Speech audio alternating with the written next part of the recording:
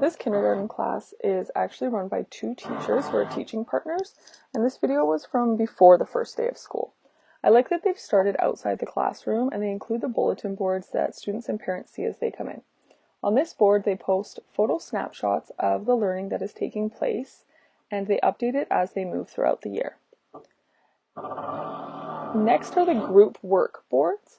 So students are free to create projects in groups with the provocations and things that they find in the classroom. It's meant to encourage inquiry-based learning and really puts a focus on the positive aspects of working together and group projects.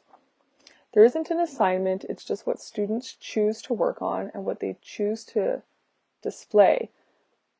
These are the individual group work boards, and sometimes it's going to include a group project, but sometimes it'll just be what they chose. As you enter the room, you see dots on the floor.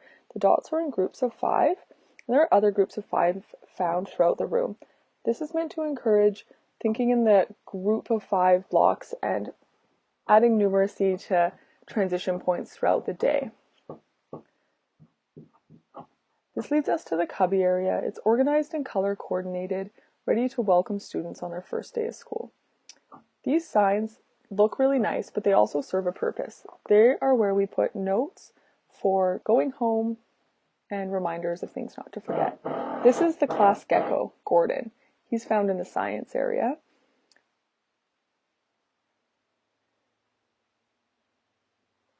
Students are free to explore here with the other science things, and we also have class finches in this class, Atticus and Scout. This hollow block area says coming soon, so it's waiting for teachers to give modeling and for students to give input. Next is the building area. There's bricks, wood, animals, and all sorts of things that children can be creative with. They've been industrious and found things that don't cost a lot of money, like the tubes and tunnels. The loose parts and felt area has black felt at standing height and loose parts for children to play with. They've left empty space so that as they get to know the children, they can easily follow their interests and co-construct the environment. I think this is quite clever, and I wouldn't have been comfortable leaving so much empty space had I not watched this video.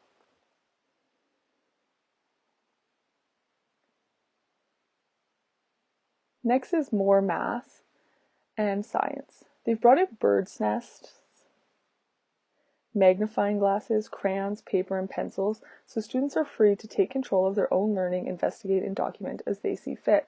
It's a really neat way to be able to see things through the students' eyes. The class library has a little bit of everything. It's cozy and has cushions, it has chairs, it has big books, little books, stuffed animals. It's a really welcoming space. This next space is the morning meeting area, and it's all set up and ready for the first day of kindergarten.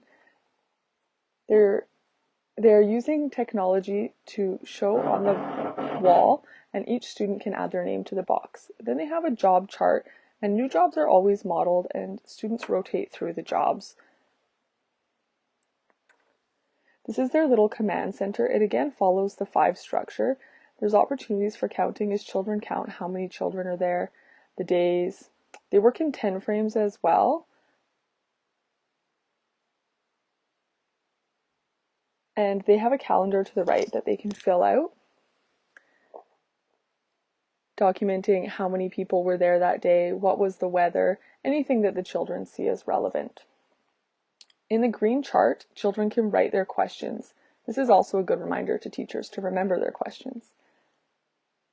The writing center shows the space that will be the future word wall, which is not finished because they haven't had child input yet. Every child gets a clipboard and they can work in the writing center together or on their own. The Tinker Lab is next, and it is filled with all sorts of tools and items. There's cutting boards so that kids can glue and hammer without destroying the tables, which I think is so clever. Again, it's a little bit empty because they say they want to start bare and slowly fill so that they can include the children in the process. I also just really like the title of Tinker Lab. They have many tables for art and writing, and this round writing table is surrounded by different writing provocations and opportunities that can be pulled out easily throughout the day. The children have mailboxes, and the blue mailboxes are for stuff to go home, and the yellow is for mail between students, which I thought was super clever.